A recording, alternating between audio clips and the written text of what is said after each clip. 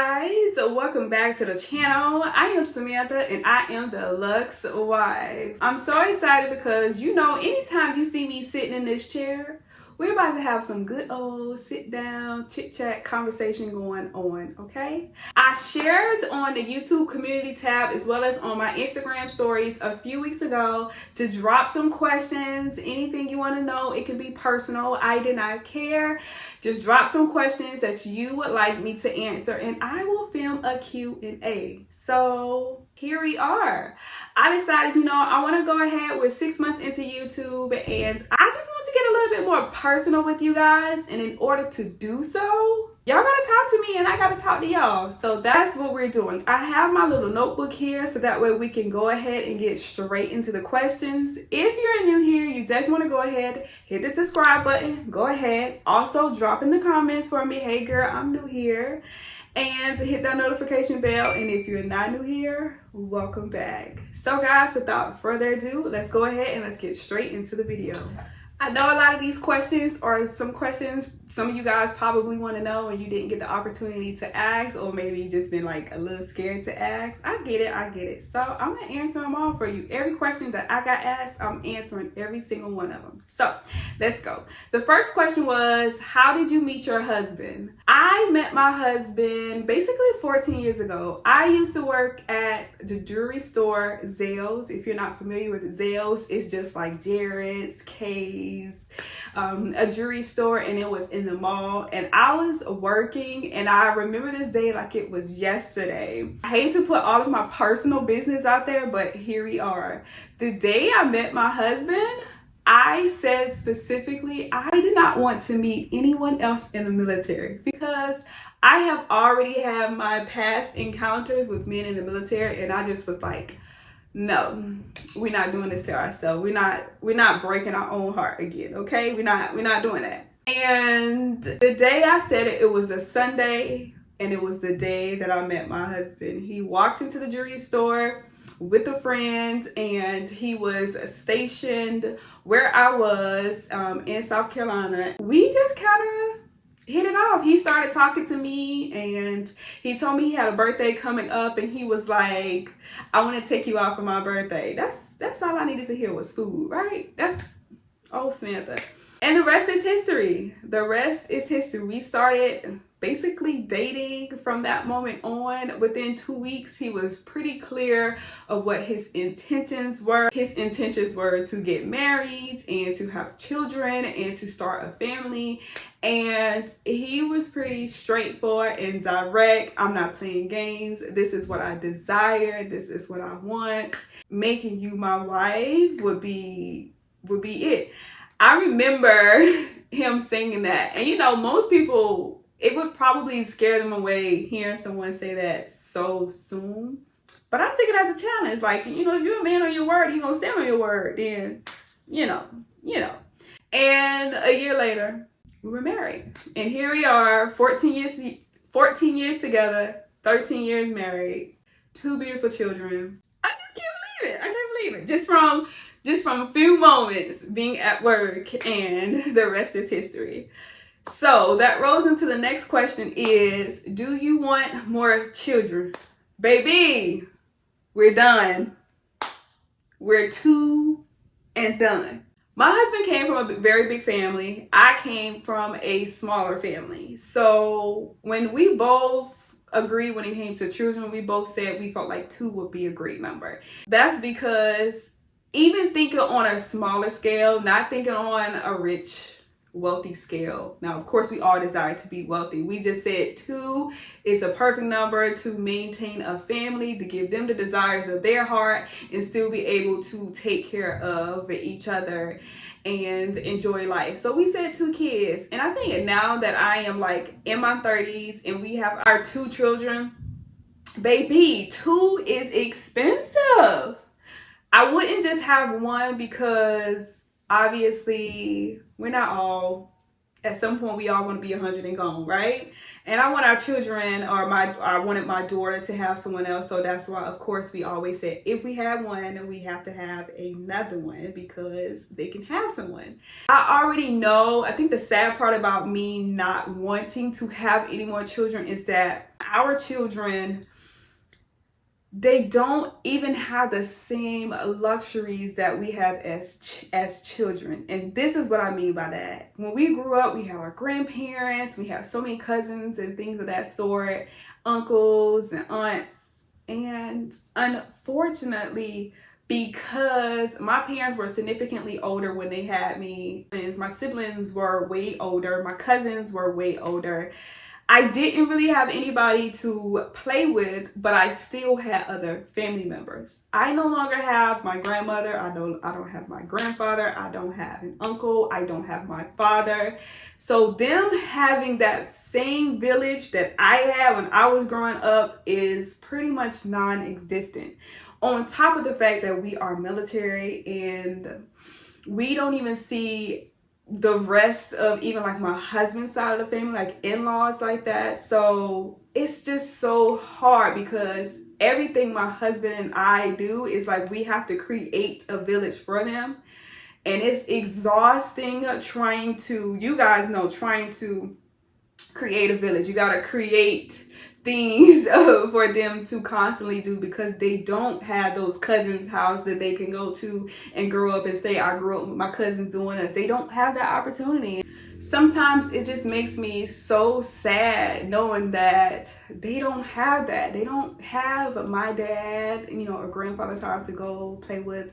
My mom was with us, so they do get to experience that grandmom, but they don't get to experience going to grandma's house and grandma doing the cooking. They don't have those opportunities. So sometimes that really makes me sad for them. And I know we're creating a life to give them and a life in abundance, but it still makes me sad. So we still gonna stick with the two we have.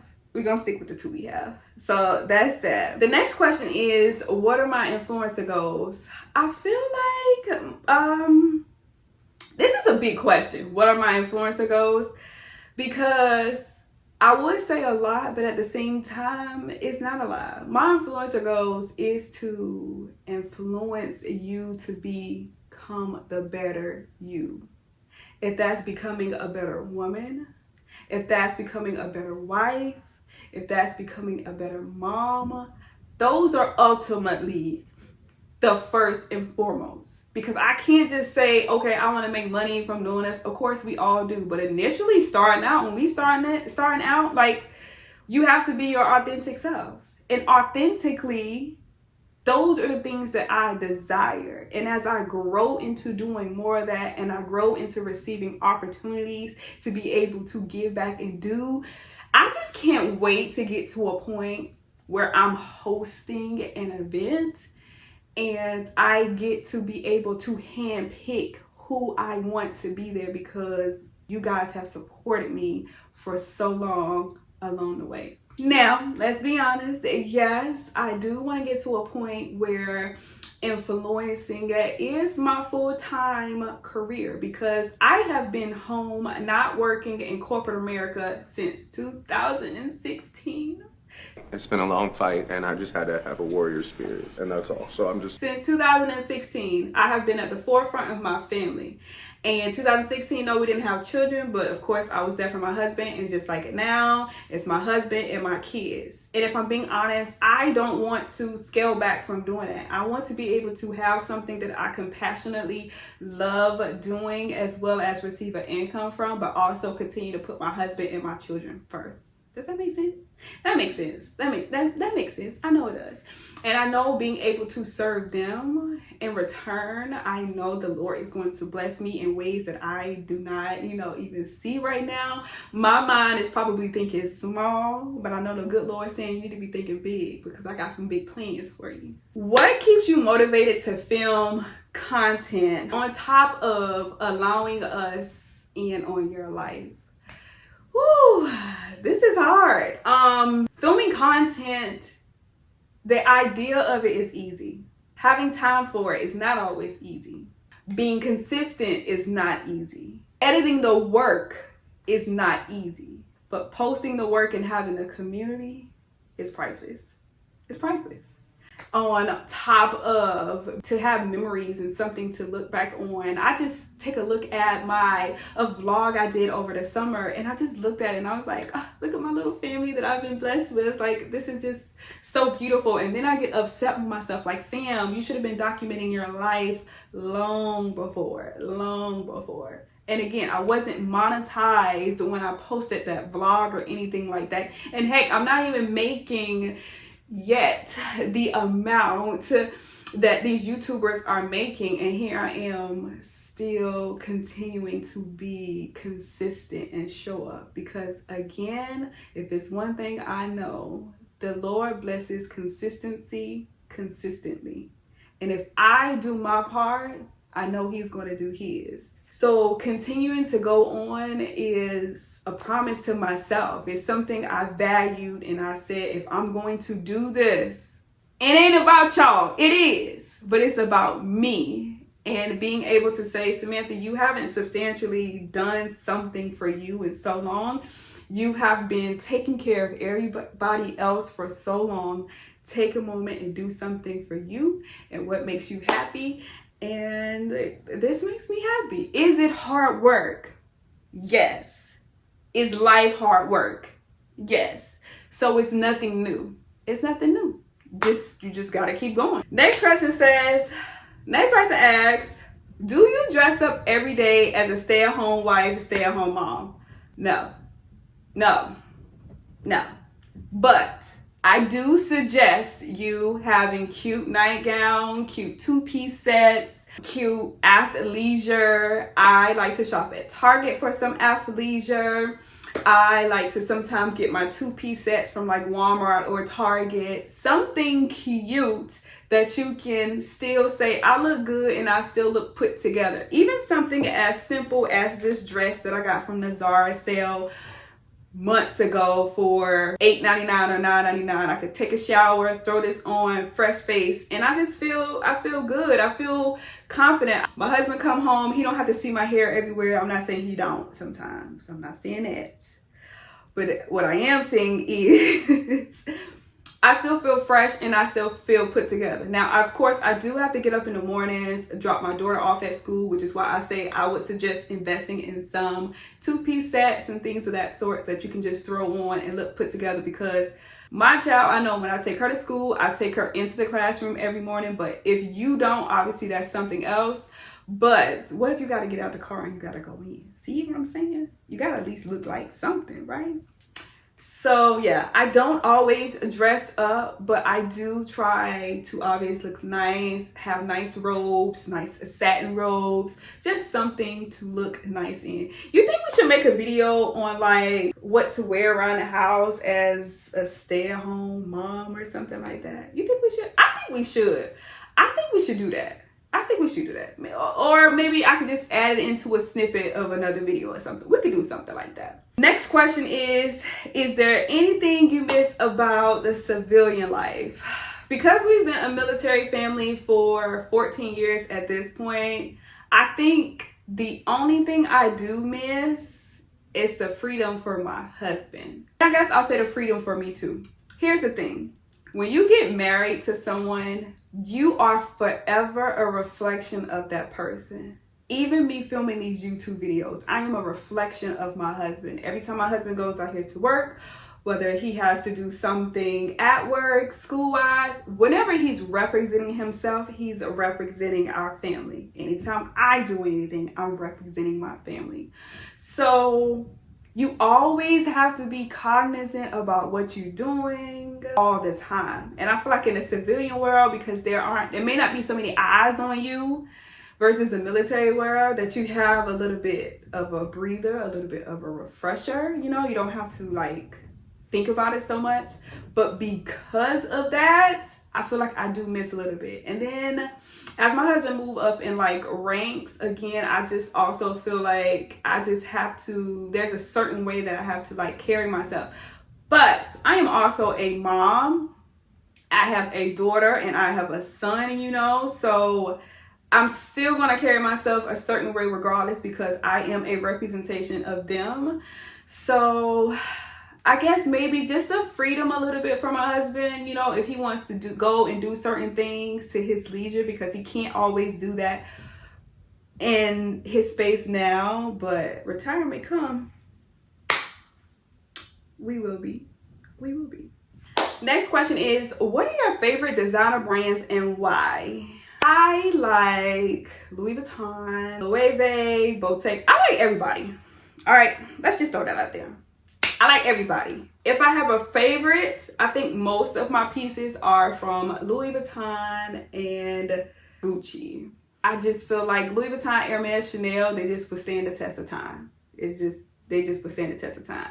Gucci is a little bit more trendy, but they also are very classic. So if you see any of my Gucci pieces, a lot of them are like classic pieces that I don't have to worry about if I pick it up 2 years from now, whether it's going to be in style or not. It's always going to be in style. I'm a very classic person, which you probably realized that over the last 6 months. I like trending things, but I'm not a trendy person, and I don't always spend too much into trends because I can't afford to spend into trends. Okay. But Louis Vuitton, Chanel, Hermes, you're always going to get your money's worth, but you're always also going to see me in YSL, Gucci, other things like that, Target, Walmart. You're going to see me in that stuff. I don't deviate from that. Zara. They all have nice pieces too. Amazon. So I think that's just that. I can't really pick a favorite because they're all my favorite. It's just what I'm feeling at the moment, what I really like, what really speaks to me, and what I say I'm going to get longevity out of is my favorite. What brand do I think is overrated and why? I see nobody's really wearing Balenciaga anymore, so I guess that was overrated at a point because I just felt like the shoes was just a little bit out there. And at the same time, as much as I like Gucci, I do feel like people do like, I feel like Gucci and Louis Vuitton is one of those brands that's heavily replicated. So it's just hard sometimes to determine what's real, what's not. And not that I care, because I don't care. Spend your money how you desire to spend your money. But if I'm saying overrated, oversaturated, at the same time, as much as I love Louis Vuitton and Gucci, they're definitely overrated, not overrated. Let's just say oversaturated. Not overrated, baby, because they'll never be overrated to me. Never. Ever, ever, ever be overrated. Okay? I love this question. It says, where do you get your classy style from? And also, like, who kind of like inspires you? The first part, where do I get it from? I don't know. I do feel like, again, I don't always dress like all the other influencers on every other platform.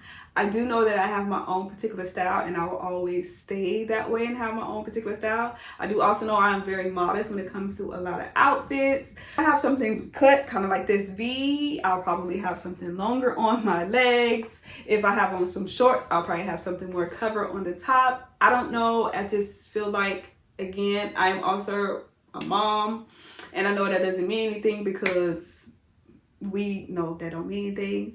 I'm also a wife. Anytime anybody is looking at my husband, they're also looking at me, and a lot of times they're looking at me first before they're looking at my husband. And I know the image, as much as we say we don't care what other people think, at the end of the day, there's still a part of you that feels like, I don't want nobody looking at me crazy.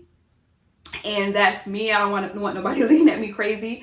So I still just try and like think about what I'm putting on, what accentuates the body well, what layers well, what's still going to give me that feminine look, and still at 30+ say, she dresses nice for 40. I'm not 40, but you get what I'm saying. She just is nice for her age. Some people that I do love, especially on Instagram, is Love Mackenzie. She's a basketball wife. I love the way she dresses. I love the way she dresses as a mom, as a wife. I just love everything. I just think it's just chef's kiss. As well as Janae Naylor of Hollow Luxe. I love the way she dresses as well. Patricia Bright from London. I love the way she dresses as well. Will I wear everything that all of them wear? No, but majority of what they wear, I will wear, if that makes sense. it's just a lot of girls out there that I actually love the way they dress, and I think they look really nice, and I may take influence of something that they have on and say, you know what, I got something similar like that in my closet. Because I don't always do get ready with me on social media like a lot of girls, and I can do some get ready with me's and have some fire fits. I don't always do it. I just don't pick up the phone and record get ready with me's like I should be. I need to be doing it. Tell me in the comments, Sam, you need to be posting, because I know you got some fire clothes. We seen that closet. We seen the hauls. You need to be putting the fits together, because I could really style somebody, okay? But I just be styling myself, okay? I just be styling myself. Listen, I style me, my husband, my kids. I'm styling enough people. That's it. That's it. Another question that I saw, and we'll just wrap this up with this very last question that I saw, is how do you keep it together? I don't know. I faced a lot of adversity just like everybody else. I faced a lot of challenges just like everybody else. I get so stressed out just like everybody else. I can't tell you the stress I had before filming this video. I can't tell you the stress I'm going to have after filming this video, because I gotta then drop it to my iPad, which is probably gonna take about 30 minutes, and then I have to edit. I just know I gotta keep going, because if I decide to stop, if I let life take over and stop me from what I'm doing right now in this moment, they win and I don't. Regardless of how I feel, life is going to continue to go on. And am I going to continue to go with it, or I'm going to let it roll me over? Whatever I have to do, get up in the morning, put my clown face on, put my clown suit on, put a nice outfit on, brush my teeth and stuff like that, to get myself and pull myself together to say, regardless of the circumstances you are in right now, your life can be completely different in 90 days, 180 days, 365 days. If you would have told me a year ago all of the opportunities that I was going to have today, all of the success that I would have from YouTube right now at 6 months, a year ago, I would say, please, yeah, right. Yeah, right. So a year from now, when we have another Q&A and things of that sort, you'll be able to say, we talked about it. We spoke everything that our hearts desired into existence before we even saw it. We had the faith to believe that we're going to make it even when we feel like we're failing. So why do I keep going? How do I keep going? I don't know. Maybe God is just picking me up. You know how you sometimes see the kids with the book bag on their back and the parents just picking them up and just taking them along? Maybe He's just picking me up and taking me along because He's telling me I got somewhere to go. And though I don't see it right now, so though I feel like I'm getting drugged right now, while you're getting drugged, bring your homework with you. Bring your stuff with you. Because I got you. Because you don't know the plans I have for you right now. Don't mean you're supposed to just lay out and be cool. Because you can't get there if you don't walk there on your own. I can't open that door if you don't meet me there. So I gotta do my part. So that's what keeps me going. My daughter sees me. She understands this process now. My son sees me. My husband has crazy faith in me. He has crazy faith in me. So that's why I keep going. The support that he gives me. Him sitting up sometimes when I'm editing 2 o'clock in the morning and he says he wants to stay up just to watch the video before the video even goes live on YouTube. And then when the video goes live, he's the first one to watch it on the big screen. You see what I'm saying? Like, his love that he has for me, what people see in me, is the reason why I keep going. Because I know I don't see it in myself sometimes. I know I don't. But I know y'all see it. Well, guys, we have successfully made it to the end of today's video. Let me know if you want me to keep doing some Q&As. I'm going to keep doing them anyway. And, you know, periodically, so we can just have some sit down, chit chat, talk about some things or whatever. If you want to know something, if I'm working on something or whatever, we can talk about it, okay? Well, guys, until next time and until next video, I will see you guys later. Bye.